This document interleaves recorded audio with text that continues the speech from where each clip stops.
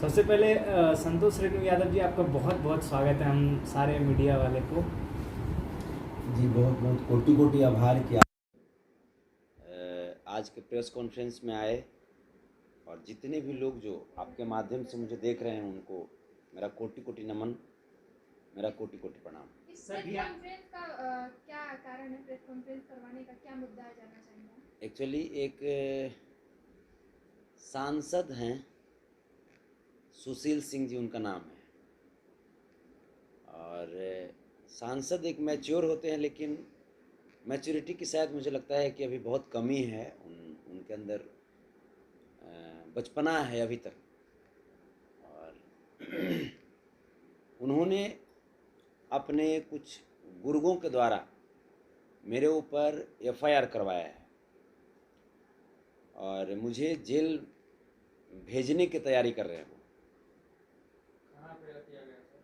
FIR Aurangabad के नगर थाने में की गई है। एफआईआर करने का रीज़न क्या है? एफआईआर करने का रीज़न है, जैसे हम गरीबों की आवाज़, शोषितों की आवाज़ को उठाते रहते हैं, और उनके ही औरंगाबाद, उनके लोकसभा क्षेत्र के अंतर्गत एक अम्बा प्रखंड है जहाँ पे सुजीत मेहता करके एक व्यक्ति हैं जो काफ़ी लोकप्रिय थे समाज सेवा में, और जिनकी हत्या हो गई आज के लगता है कि 15 दिन पहले की बात है, उनकी हत्या हुई। और उनकी हत्या के पश्चात करीब करीब 10 दिन 15 दिन बीता, सांसद महोदय वहाँ नहीं पहुँचे। अच्छा, क्यों हत्या हुई थी वहाँ?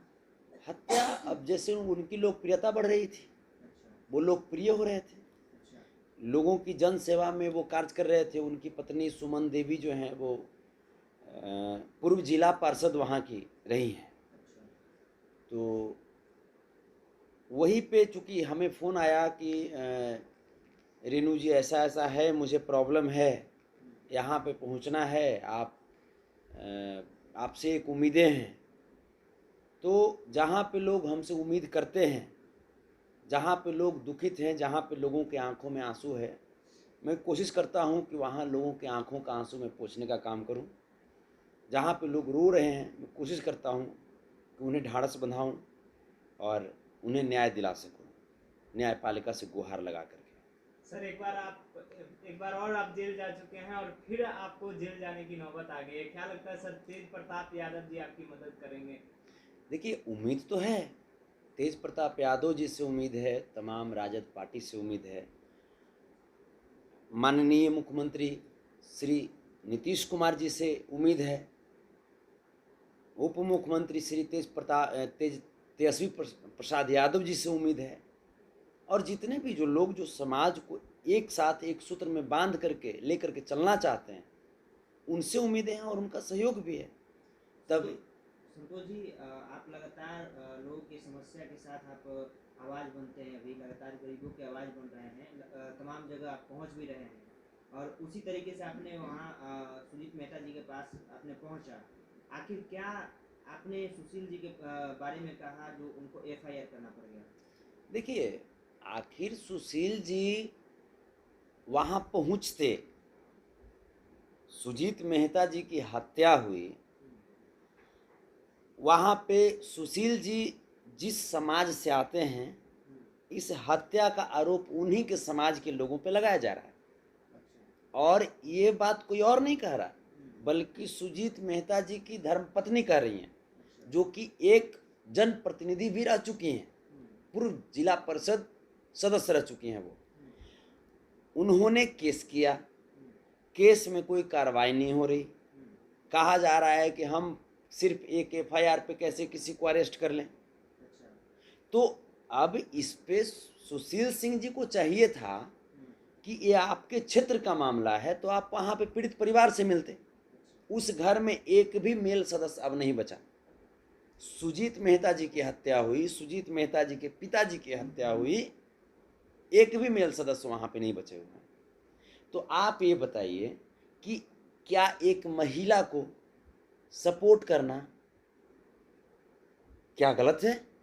गलत नहीं है, लेकिन आप पे अभद्र भाषा की टिप्पणी करने का आरोप लगा। आप ये बताइए, ठीक है अभद्र भाषा ठीक है, आप हमको 50 साल के लिए जेल में डाल दीजिए, सुजीत मेहता के हत्यारों को तो कम से कम सजा दिलवाइए। बिल्कुल। आप हमको 100 साल तक जेल में डाल दीजिए, कम से कम जो गरीब पीड़ित परिवार है उसके दरवाजे तक तो जाइए, उस परिवार के आंसुओं को तो पूछिए। सुजीत मेहता के परिवार को 1 पैसा का मुआवजा मिला है क्या? जब तक मैं गया था वह तब तक। बिहार में सरकार तो आप ही का आरजेडी का बन गया है। हमारा सरकार है, आपका सरकार नहीं है, आपका भी सरकार है, सबकी सरकार है। आप इसमें कितना सफल हो सकते हैं इंसाफ दिलाने में? वही तो लड़ाई लड़ेंगे, लड़ाई लड़ रहे हैं। सर मैं आपसे एक चीज जानना चाहूंगा कि आपने सांसद को धमकी भी दे रखा है, क्या ये कतई बात सही है या नहीं? ये धमकी वाली बात कहाँ से? जनता से ऊपर कौन होता है? तो यहाँ पे तो प्रिंट मीडिया जैसे खुलासा आपने कर रखा है। मीडिया तो आप लोग भी हैं। औरंगाबाद सांसद को धमकी देने वाले गायक पर प्राथमिकी। वो तो ये भी कह सकते हैं कि गोली मारने वाले गायक, वो तो ये भी कह सकते हैं कि बम मारने वाले गायक। ये जो भी मैंने बोला है वो तो रिकॉर्ड है ना, ऑन कैमरा है। वो तो ऑन कैमरा है।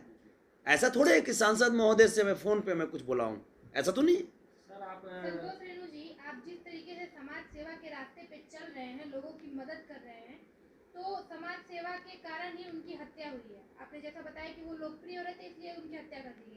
आपको डर नहीं है कि आपके साथ भी आगे ये घटना घट सकती है? अब मरने के डर से मैं समाज सेवा छोड़ दूं तो हमसे जो करोड़ों लोग जो उम्मीद बना करके, उम्मीद बांध करके रखे हैं, बैठे हैं, उन लोगों की भावनाओं का क्या होगा? आज देख रहे हैं शिवहर में सुबोध राय की हत्या हुई, पूर्व मुखिया सुबोध राय जी की हत्या हुई, वहाँ पे कुछ नहीं हो रहा। वहीं पे शिवहर में ही एक ही घर के 2 सगे भाइयों जो महादलित समाज से आते हैं उनकी हत्या हुई, पुलिस कुछ नहीं कर रही। आज देख रहे हैं कि नीलम यादव बागपुर इमामगंज गया जिले की घटना है, और ये भी सुशील सिंह जी के लोकसभा क्षेत्र के अंतर्गत की बातें हैं। एक 15 वर्षीय बच्ची को गैंग रेप करके जला के मार डाला। वहाँ पे आज तक सुशील सिंह जी नहीं गए। वह अगर उसकी लड़ाई लड़ता हूँ, वहाँ पे लोगों की उम्मीदें है, मैं तो लड़ूंगा। आप देखिए एक पत्रकार की हत्या हुई जमुई में, वहाँ पे जाकर के मैं लड़ाई लड़ा, जो हमसे बना 25,000 रुपये के वहाँ पे मैंने आर्थिक सहयोग भी किया। ये जो सुजीत मेहता जी हैं, इनके परिवार वालों को भी मैंने 11,000 रुपये का आर्थिक मदद किया, चूँकि उस समय मेरे अकाउंट में जो सोशल वर्क का जो मेरा अकाउंट है उसमें 13,308 रुपया था उस समय, इसीलिए मैंने 11,000 किया। अगर ज़्यादा पैसा होता तो और मैं ज़्यादा करता। नहीं तो ऐसा है ना कि अगर हमारा चेक भी बाउंस हो जाए ना तो लोग ऐसे कुकुर मुत्ते की तरह मेरे पे पड़े हैं कि एक फॉल्ट अगर मेरे में आ जाए तो लोग हमको किसी भी तरीके से करके इसको जेल में डालो, जेल में डालो।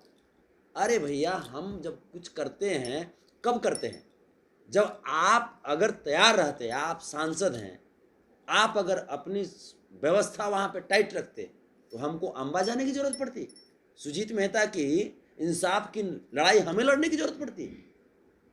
उस बहन की आंख के आंसुओं को आप नहीं समझ रहे हैं तो क्या मैं भी समझना बंद कर दूं?